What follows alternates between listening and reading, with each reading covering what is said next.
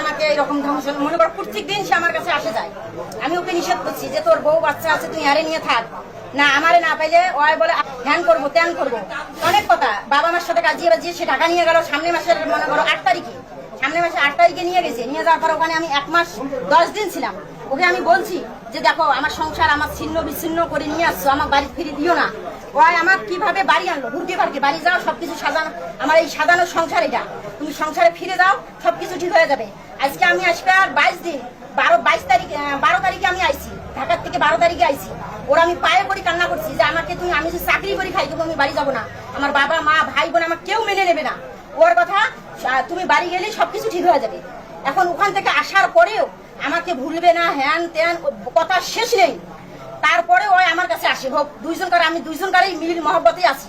আমি বলছি যে তুমি যে এইভাবে আসো একটা বিয়ে শাদী করো, একটা মনে করো পবিত্র কাজ করো। এখন ওর কথা আমি চেয়ারম্যানই করবো 3 বছর 4 বছর আমার ওর জন্য বলে আমাকে অপেক্ষা করতে থাকবে।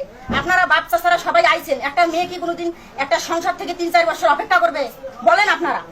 তারপরেও আমি ধৈর্য ধরছি যে হোক দেখি ওই কি করি। আমি আমার একটা ফোন পর্যন্ত চালাইতে পারি না, আমার স্বামীর ফোন চালাই, আমার স্বামীর ফোন আমি কোথায় কথা বলবো না বলবো সেটা আমার ব্যক্তিগত ব্যাপার। ও হ্যাক করবে করে সেখানে চলে যাবে আমার ভাইকে নিয়ে, যার সে ছেলেকে ধরবে। কি খবর ওনার সাথে কথা বলো কেন? আমি কোথায় কথা বলবো না বলবো সেটা আমার পার্সোনাল বিষয়।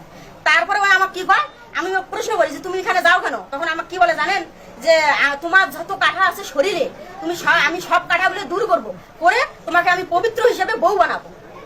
এখন পর্যন্ত কি আপনি ওনার বউ না? না না, আমি এখনো পর্যন্ত বউ না, এভাবে আমি অবৈধভাবে থাকতেইছি। আমি বলি আপনাকে, সেটা হলো যে আপনি যে সালাউদ্দিনের সাথে যে গেছেন ঢাকায়, হ্যাঁ হ্যাঁ, ওর সাথে কি কারণে গেলেন এবং কেন গেলেন সেই বিষয়টা একটু বলবো। সে আমাকে বলছে, আমি বলছি ও ঢাকা যে গেছে, বাড়িতে মনে করো গন্ডগোল হয়েছে, শ্বশুর মারছে সম্বন্ধী মারছে, মারার পরে ঢাকায় চলে গেছে। ওই গেছে 5 তারিখে। আমি বললাম যে কি খবর 5 তারিখে তুমি যে গেলে ঢাকায়, কি খবর? আমি 5 তারিখে যা রুম নেবো তুমি আসবা।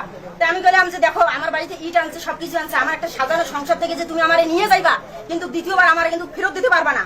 তখন ওই আমাকে কি বলছে, আমার জীবন চলে যাবে, আমি তোরে ফেরত দিব না।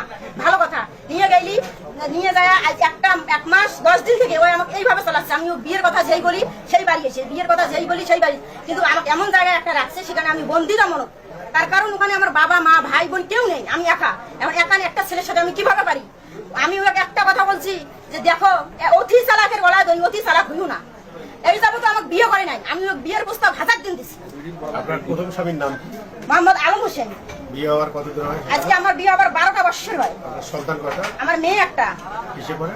ক্লাস 6 এ পড়ে। আর ছেলে না। আর এই সম্পর্ক কতদিন থেকে? সম্পর্ক আমার 5টা মাস থেকে একটা দিন একটা রাত বাকি নেই।